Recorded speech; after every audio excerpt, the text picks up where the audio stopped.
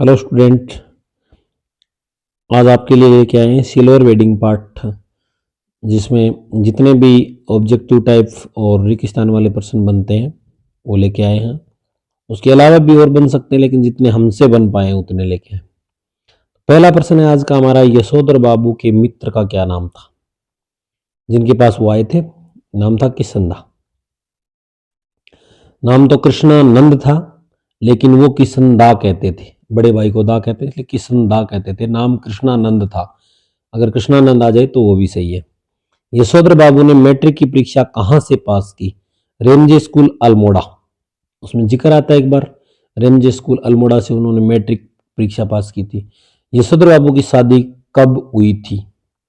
6 फरवरी 1947 की हुई थी। यशोधर बाबू दफ्तर से लौटते समय कहाँ जाते हैं? बिरला मंदिर जाते हैं रोज लौटते समय। और यशोधर बाबू सब्जियां खरीद कर कहाँ से लाते हैं? पाटगंज से। ये भी उस पाठ में चर्चा की गई। यशोधर बाबू का बड़ा लड़का कहाँ काम करता है? प्रमुख विज्ञापन कंपनी है एक संस्था, उसमें काम करता है। यशोधर बाबू का दूसरा बेटा किसकी तैयारी कर रहा है? आईएएस की तैयारी कर रहा है। यशोधर बाबू का तीसरा लड़का स्कॉलरशिप लेकर कहाँ चला गया? अमेरिका चला गया डॉक्टर की पढ़ाई करने के लिए। और यशोधर बाबू के कितनी संतानें थी? 4 थी। 3 लड़के थे, 1 लड़की थी। यशोधर बाबू के बड़े लड़के का क्या नाम था? भूषण। ठीक है। सिल्वर वेडिंग कहानी के लेखक कौन है? मनोहर श्याम जोशी। और लगभग हर पाठ में से आपको उसका लेखक का नाम पता जरूर रखना है, क्योंकि इसमें लेखक का नाम पूछा जा सकता है। यशोधर बाबू ने विवाह की कौन सी वर्षगांठ मनाई गई थी? यशोधर बाबू ने विवाह की कौन सी वर्षगांठ मनाई थी?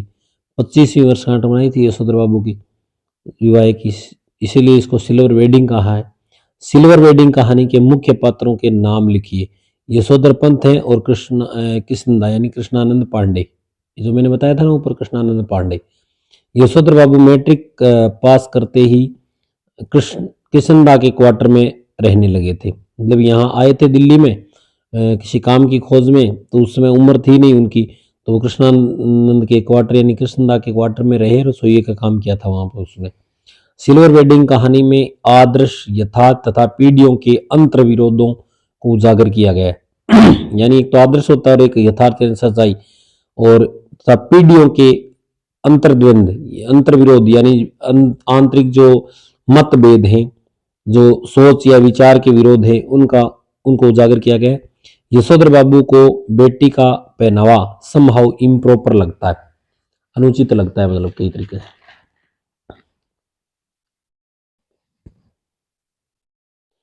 असिक का फूल किसे कहा गया है? भगवान के चरणों में से उठाए गए आशीर्वाद के जो फूल होते हैं ना, उनको असिक का फूल कहा जाता है। सिल्वर वेडिंग पार्टी आयोजित हुई, लेकिन यशोधर बाबू ने उसमें अधूरे मन से ही भाग लिया, मतलब मन से भाग नहीं लिया, क्योंकि वो उसको अंग्रेजी रीति रिवाज मानते थे ना, इसलिए। लोग यशोधर बाबू को किसका मानक समझते हैं, यानी किसका मानस पुत्र मानते हैं? किसनदा का मानस पुत्र मानते हैं या किसनदा का मानक मानते हैं? यशोधर बाबू सिल्वर वेडिंग के आयोजन को क्या मानते थे? विदेशी परंपरा। यशोधर बाबू के कार्यालय में सीधा असिस्टेंट ग्रेड होकर कौन आया था? चड्डा नाम का जो लड़का था वो। किसनदा के चरित्र का सबसे उज्जवल पक्ष क्या था? आश्रितों की खैर खबर लेना, यानी जो उस पर आश्रित थे उन लोगों की खैर खबर यानी उनका समाचार रखना कि वो किस तरह से हैं, क्या कर रहे हैं, इस प्रकार से उनकी आदत थी। ये उसके जीवन का उज्जवल पक्ष है। तो इसी प्रकार से हर पाठ के जितने भी प्रश्न हमसे बन पा रहे हैं वो आपके लिए आते रहेंगे। परीक्षा की दृष्टि से इतने महत्वपूर्ण प्रश्न हैं। तब तक के लिए धन्यवाद।